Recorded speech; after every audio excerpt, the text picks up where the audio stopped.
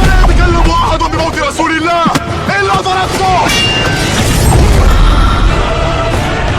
جئتك أؤمن بالله وبرسوله وبما جئت به فقد أعذرت إليكم وأعذرتموني.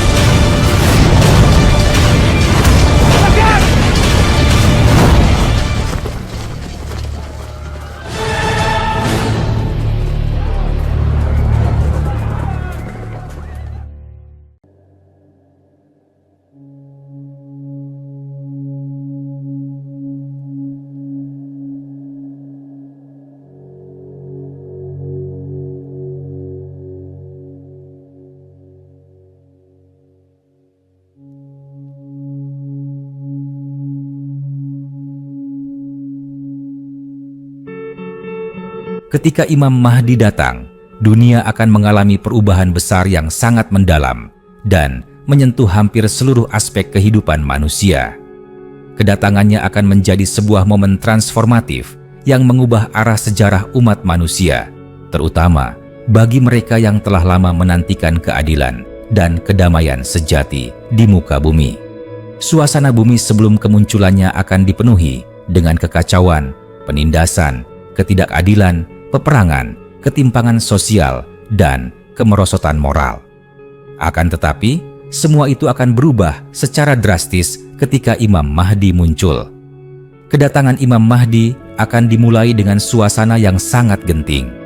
Umat manusia pada saat itu sedang mengalami puncak kegelapan spiritual dan sosial. Para pemimpin dunia tidak lagi memedulikan keadilan. Manusia menjadi tamak dan menindas satu sama lain. Sementara hukum-hukum agama banyak yang ditinggalkan dan diabaikan.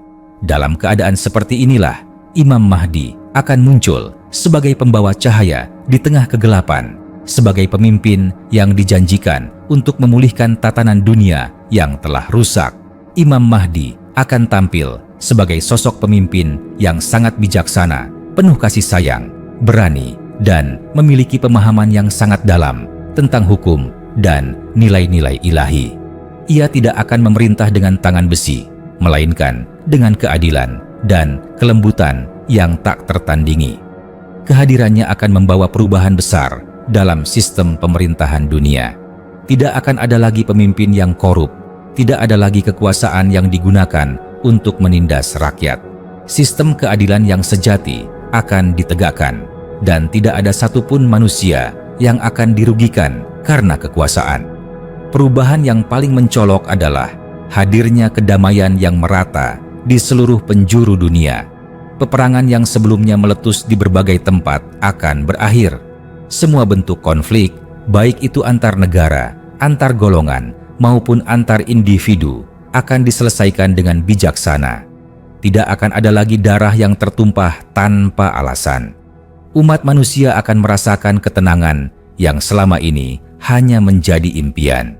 Kesejahteraan ekonomi pun akan menjadi kenyataan. Sumber daya bumi akan dikelola dengan adil dan bijaksana.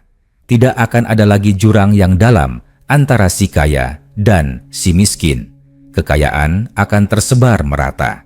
Semua orang akan mendapatkan haknya, dan tidak akan ada lagi yang hidup dalam kelaparan, kesengsaraan, ataupun ketakutan.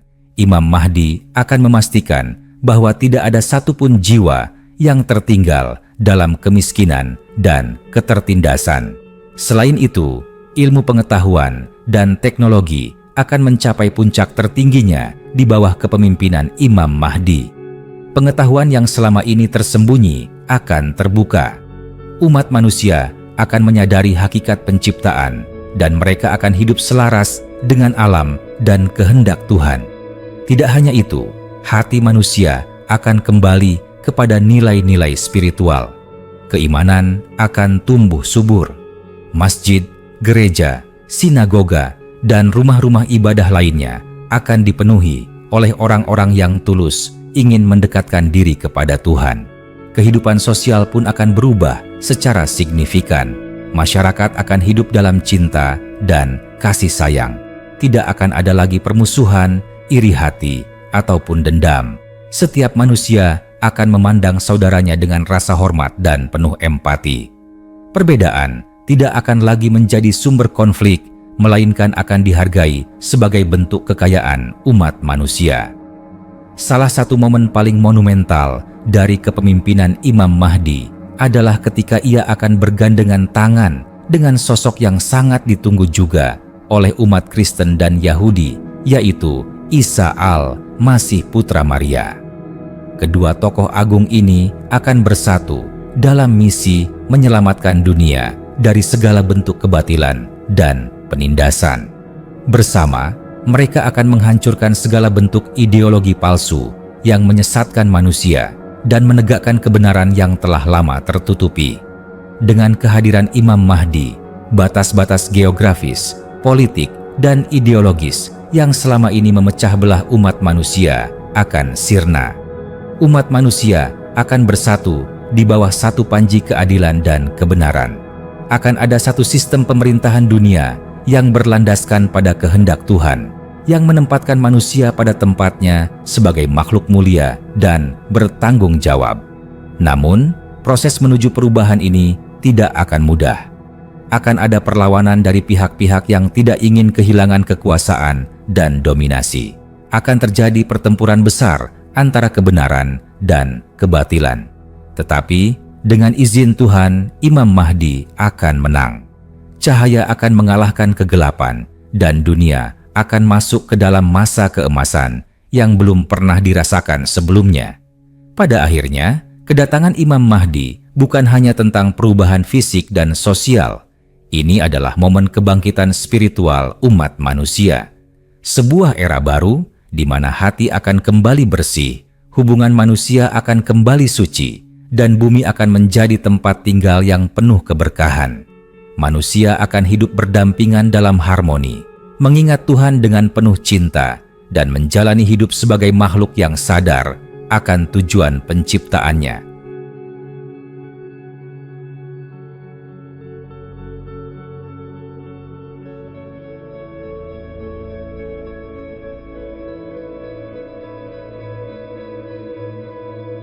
Kedatangan Imam Mahdi bukan sekadar peristiwa sejarah, melainkan awal dari sebuah peradaban baru yang dipenuhi dengan cahaya, keadilan, dan kasih Tuhan.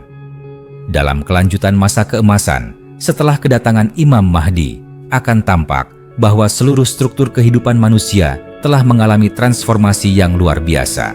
Bukan hanya dalam tataran pemerintahan dan ekonomi, tetapi juga dalam dimensi batin manusia dan tatanan sosial yang paling mendasar. Orang-orang yang sebelumnya hidup dalam kebimbangan, kehilangan arah, dan terjebak dalam kehidupan materialistik yang hampa, mulai menemukan makna sejati dari keberadaan mereka. Mereka mulai mengerti bahwa hidup bukan sekadar mengejar kekayaan dan kekuasaan, tetapi tentang menyatu dengan nilai-nilai kebenaran, cinta kasih, dan ketundukan kepada kehendak Tuhan.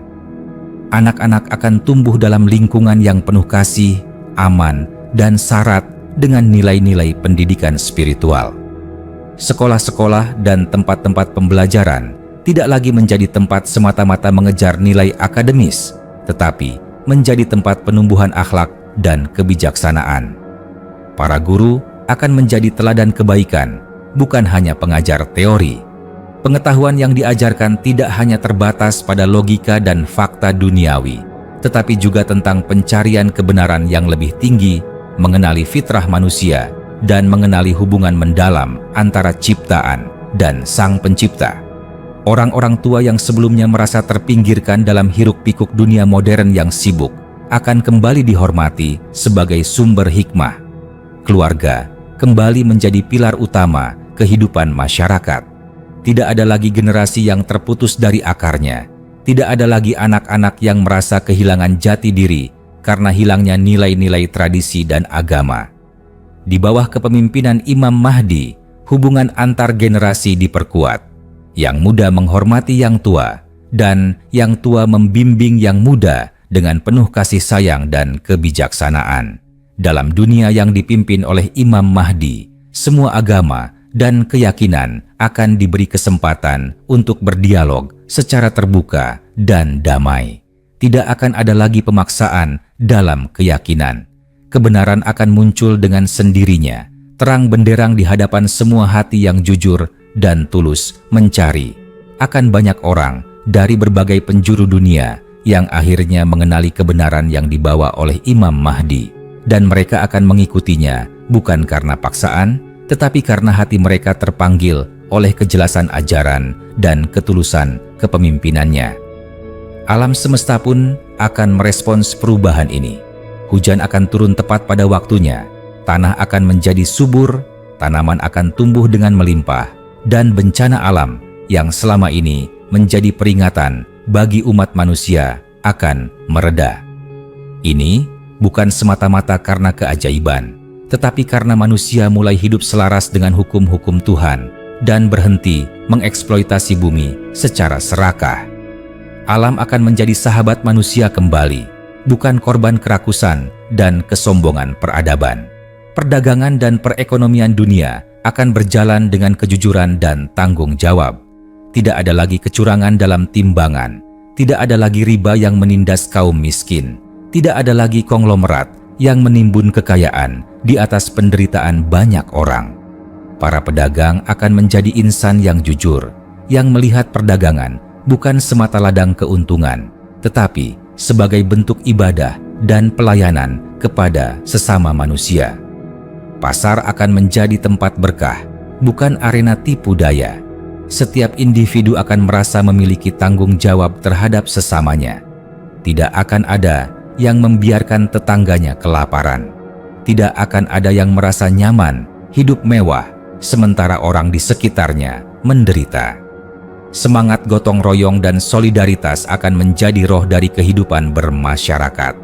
Kebahagiaan tidak lagi diukur dari seberapa banyak yang dimiliki, tetapi dari seberapa banyak yang bisa diberikan kepada sesama.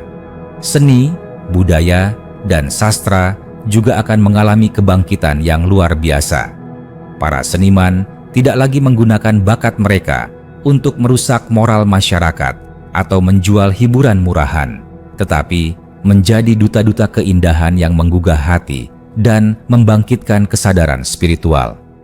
Musik, lukisan, puisi, dan film akan menjadi medium untuk menyampaikan pesan-pesan kebenaran dan menyentuh jiwa manusia yang terdalam. Di masa itu, manusia akan merasakan bahwa waktu terasa lebih berkah. Hari-hari tidak lagi berlalu dalam kegelisahan dan kekhawatiran, tetapi dalam ketenangan, kebersyukuran, dan pengharapan. Malam digunakan untuk beristirahat dan merenung. Pagi digunakan untuk bekerja dan berbuat kebajikan. Tidak ada lagi waktu yang terbuang sia-sia. Setiap detik memiliki makna karena kehidupan telah menemukan arah yang sejati. Namun, meskipun dunia telah dipenuhi keadilan dan kedamaian, tidak berarti ujian akan hilang sepenuhnya. Kehidupan tetap berjalan dengan sunatullah dan manusia tetap diuji dalam kesabaran, keikhlasan, dan komitmennya terhadap kebenaran.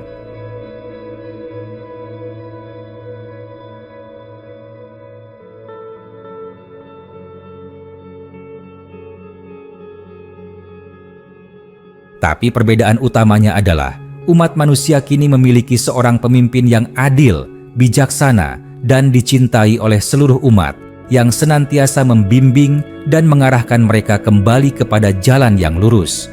Imam Mahdi bukan hanya seorang tokoh yang mengubah sejarah. Ia adalah simbol kebangkitan ruhani umat manusia, tanda bahwa Tuhan tidak pernah meninggalkan ciptaannya, dan bahwa harapan akan selalu ada, bahkan di saat-saat tergelap sekalipun. Dunia pasca kedatangan Imam Mahdi adalah dunia yang baru, bukan hanya dalam wujud lahiriah, tetapi dalam jiwanya, dalam getaran nurani umat manusia yang telah kembali pada fitrah sejatinya. Ketika masa kepemimpinan Imam Mahdi terus berlanjut, dunia memasuki fase stabilitas yang belum pernah terjadi sebelumnya dalam sejarah umat manusia. Tidak hanya stabil secara politik dan ekonomi, tetapi juga dalam kesadaran kolektif manusia yang kini telah tercerahkan. Dunia yang sebelumnya penuh dengan pertentangan, konflik ideologi, perpecahan antaragama, dan kerusakan moral, kini menjadi bumi yang damai, makmur, dan teratur di bawah satu prinsip, keadilan ilahi. Kehidupan bernegara tidak lagi menjadi ajang saling menjatuhkan antar partai atau antar ideologi. Semua negara tunduk kepada prinsip keadilan universal yang dibawa oleh Imam Mahdi. Ia bukan seorang diktator yang memaksakan kekuasaan, tetapi seorang pemimpin yang menginspirasi dan dicintai karena keadilan serta kebenaran yang ia tegakkan. Para pemimpin dunia yang sebelumnya keras kepala dan haus kuasa, lambat laun mulai tunduk bukan karena kekuatan militer, tetapi karena hati mereka terbuka melihat perubahan luar biasa yang terjadi. Pengadilan menjadi tempat yang benar-benar menegakkan keadilan, bukan lagi sarang korupsi atau alat penguasa.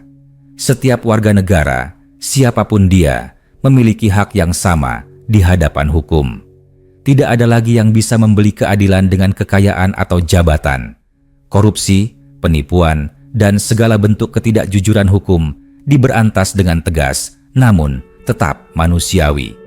Imam Mahdi tidak hanya mengatur struktur pemerintahan, tetapi juga membina moral para penegak hukum dan pemimpin masyarakat agar takut kepada Tuhan dan mencintai rakyat. Dalam kehidupan sehari-hari, manusia mulai hidup sederhana namun bahagia. Tidak ada lagi perlombaan konsumtif yang melelahkan. Orang-orang tidak lagi terpaku pada citra, status sosial, atau gaya hidup mewah. Nilai keberhasilan tidak lagi ditentukan oleh jumlah harta atau ketenaran, melainkan oleh sejauh mana seseorang berkontribusi untuk kebaikan. Nilai-nilai kemanusiaan seperti kejujuran, kerendahan hati, kasih sayang, dan solidaritas kembali menjadi pegangan utama dalam hidup bermasyarakat. Teknologi tetap berkembang, bahkan lebih pesat dari sebelumnya. Namun perbedaannya terletak pada arah dan tujuan pengembangan teknologi tersebut. Di bawah kepemimpinan Imam Mahdi, teknologi tidak digunakan untuk kepentingan perang, propaganda, atau eksploitasi. Sebaliknya, teknologi dimanfaatkan untuk memperbaiki kualitas hidup manusia, menjaga lingkungan, memudahkan pelayanan publik, dan memperluas akses pendidikan serta kesehatan. Robotika, kecerdasan buatan, dan energi terbarukan berkembang dengan cepat, tetapi tetap dikendalikan dalam bingkai etika dan tanggung jawab moral. Lingkungan hidup pun mengalami pemulihan besar-besaran. Hutan-hutan yang sebelumnya gundul karena eksploitasi liar mulai tumbuh kembali. Sungai-sungai yang dahulu tercemar kini jernih mengalir, membawa kehidupan bagi banyak makhluk.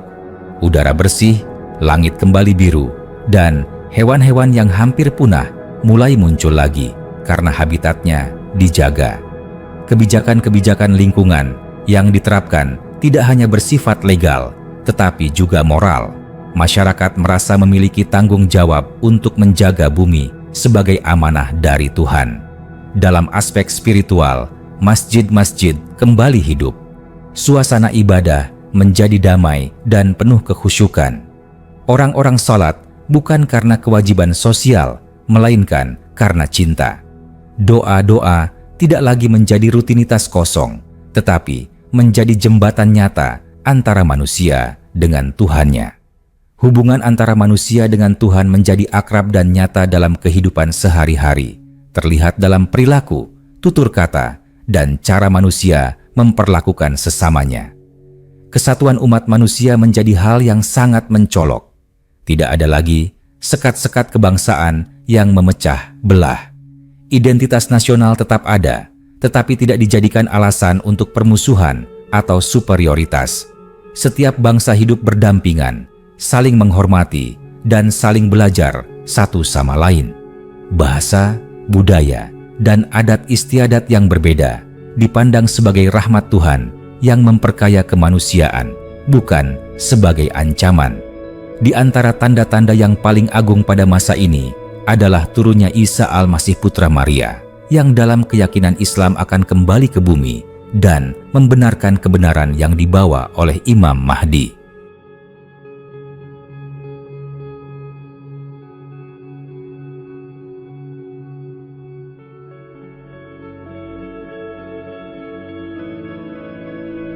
Kehadiran dua tokoh besar ini menjadi titik kulminasi persatuan antara umat beragama yang sebelumnya terpecah. Isa masih akan menjadi pendukung Imam Mahdi, dan bersama-sama mereka akan meluruskan segala penyimpangan, membongkar penipuan sejarah, dan menyingkap hakikat ajaran yang benar. Musuh-musuh kebenaran yang selama ini bersembunyi di balik simbol-simbol kekuasaan dan pengetahuan palsu akan kehilangan pijakan mereka. Kebenaran yang dulu ditutup-tutupi kini muncul dengan gamblang. Banyak orang yang sebelumnya hidup dalam kesesatan akan sadar, bertobat, dan bergabung dalam barisan kebaikan. Proses ini tidak terjadi secara paksa, melainkan dengan sentuhan hati dan keteladanan dari para pemimpin agung itu. Hari-hari pun akan terasa berkah. Umur manusia menjadi panjang, bukan hanya dalam hitungan tahun, tetapi dalam kualitas makna. Tidak ada lagi rasa takut menghadapi masa depan, karena masa depan itu sendiri telah menjadi tempat yang penuh harapan dan cahaya. Kehidupan dunia menjadi ladang bagi amal kebajikan, sementara kematian tidak lagi ditakuti, karena manusia menyadari bahwa ia hanya berpindah menuju kehidupan yang lebih abadi. Itulah gambaran panjang dunia ketika Imam Mahdi telah datang. Sebuah dunia yang tidak utopis, tetapi sepenuhnya mungkin jika manusia kembali kepada fitrahnya. Sebuah dunia di mana keadilan, cinta, ilmu, dan iman hidup berdampingan dalam satu kesatuan yang kokoh. Dunia yang telah lama diimpikan oleh para nabi, wali, dan orang-orang saleh kini menjadi kenyataan di hadapan mata. Pada tahap lanjut masa pemerintahan Imam Mahdi, dunia tidak hanya mengalami kemajuan dalam aspek lahiriah dan sistem sosial, tetapi juga memasuki periode pencerahan rohani yang luar biasa.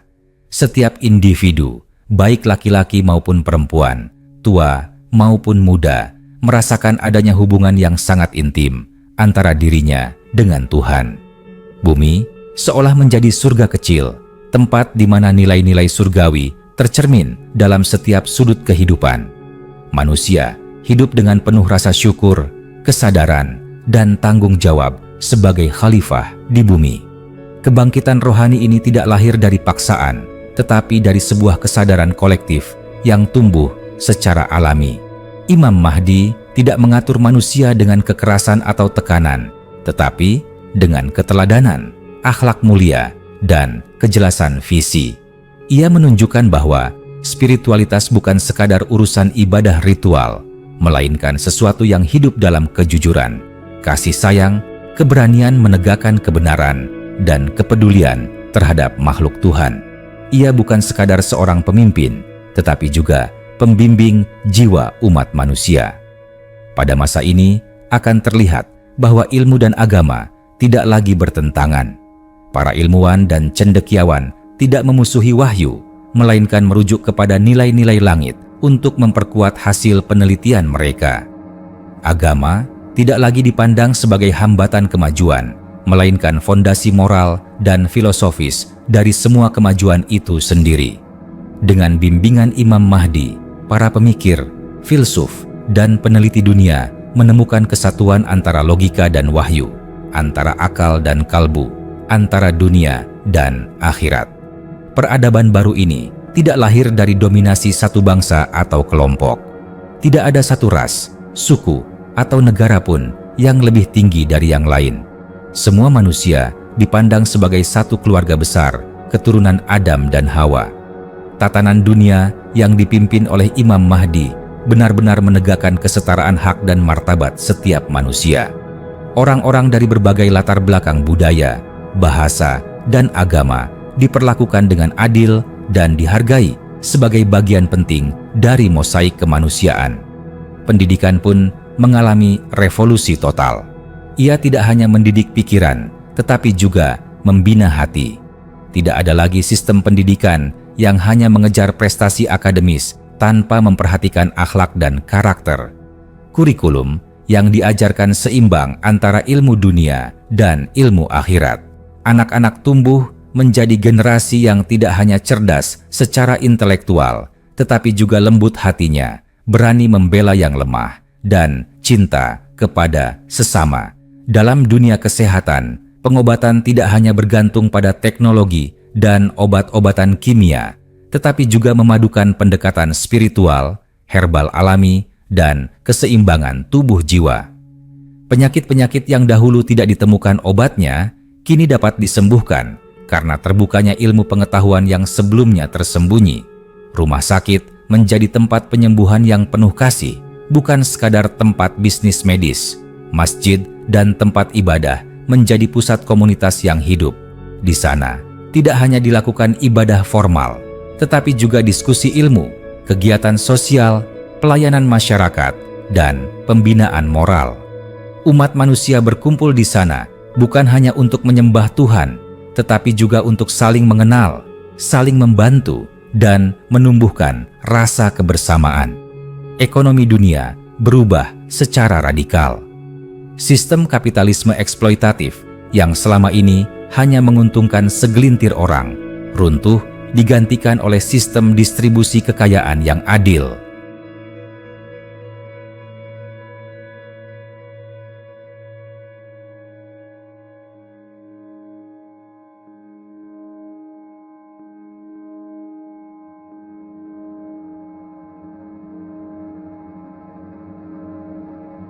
Tidak ada yang menimbun harta, tidak ada yang kelaparan.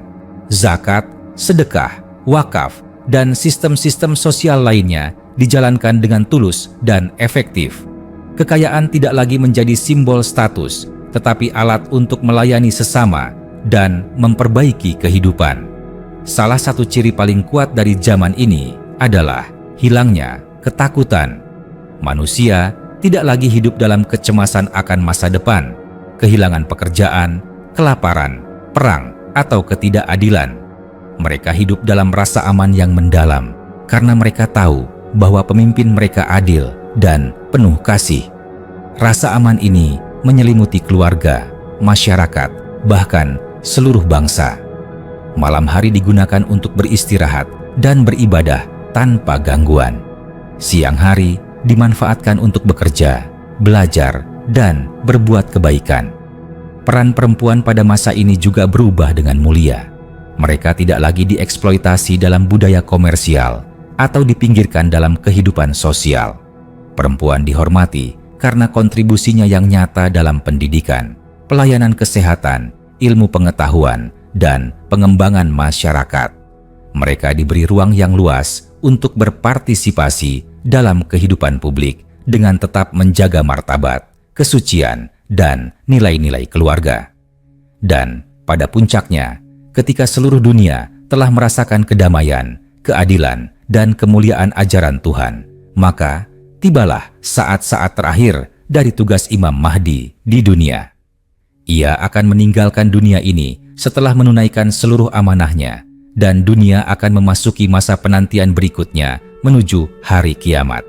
Namun, warisan Imam Mahdi akan tetap hidup, bukan dalam bentuk fisik, tetapi dalam nilai, sistem, dan generasi yang ia bentuk.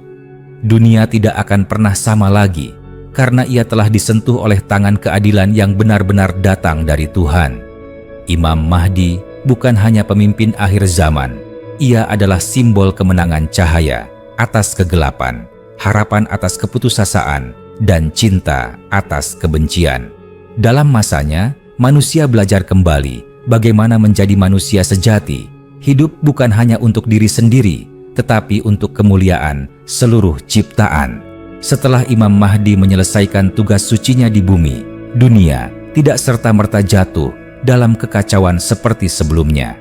Justru, warisan kepemimpinannya yang luar biasa akan terus mengakar dalam sistem, nilai, dan cara berpikir umat manusia. Generasi yang hidup pada masa kepemimpinannya telah tumbuh menjadi manusia-manusia yang kokoh imannya, tinggi akhlaknya, dan cerdas pikirannya. Mereka telah merasakan keindahan hidup dalam keadilan sejati dan tidak akan membiarkan dunia kembali ke dalam kegelapan. Di masa pasca keberadaan Imam Mahdi, para pemimpin yang pernah dibimbing langsung olehnya akan meneruskan perjuangannya. Mereka tidak hanya mewarisi struktur pemerintahan, tetapi juga ruh kepemimpinan yang didasarkan pada rasa takut kepada Tuhan dan cinta kepada umat manusia. Setiap keputusan mereka diambil bukan berdasarkan kepentingan pribadi atau kelompok, melainkan atas dasar kemaslahatan umat secara keseluruhan. Politik berubah menjadi bentuk ibadah, bukan permainan kekuasaan. Masyarakat pun menjadi jauh lebih matang secara spiritual dan sosial. Mereka tidak lagi bergantung sepenuhnya kepada satu tokoh untuk menjaga arah kehidupan mereka. Mereka telah belajar bagaimana menjalani kehidupan dengan tanggung jawab penuh, mengelola perbedaan dengan dewasa, dan menolak setiap bentuk kezaliman dengan keberanian. Kesadaran kolektif ini menjaga stabilitas dunia, bahkan setelah Imam Mahdi tidak lagi hadir secara fisik di tengah mereka.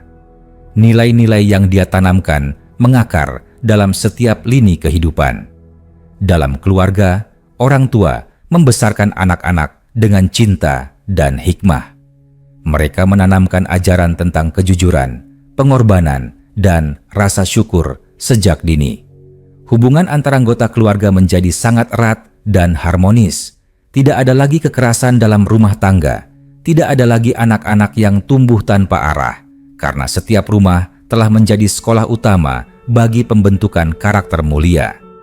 Di bidang budaya, manusia tidak lagi menciptakan karya seni yang merusak moral atau memperkeruh suasana batin. Film, musik, dan karya sastra mengandung nilai-nilai kemanusiaan yang luhur. Mereka menjadi alat untuk mengingatkan, menginspirasi, dan memperkuat ikatan antarumat manusia. Budaya tidak lagi digunakan untuk kepentingan komersial semata, tetapi menjadi saluran ekspresi keindahan spiritual. Pemerintahan berjalan dengan efisiensi dan transparansi yang sangat tinggi. Tidak ada lagi birokrasi yang lamban, tidak ada penyalahgunaan jabatan. Pegawai negeri bekerja bukan karena gaji atau status, tetapi karena rasa tanggung jawab kepada rakyat dan kepada Tuhan. Layanan publik dilakukan dengan senyum, kecepatan, dan keikhlasan. Korupsi benar-benar diberantas hingga ke akar-akarnya. Di bidang pertahanan, tentara bukan lagi simbol kekuatan agresi. Mereka adalah penjaga kedamaian dan pelindung masyarakat dari segala bentuk ancaman yang merusak tatanan keadilan. Tidak ada lagi pengembangan senjata pemusnah massal,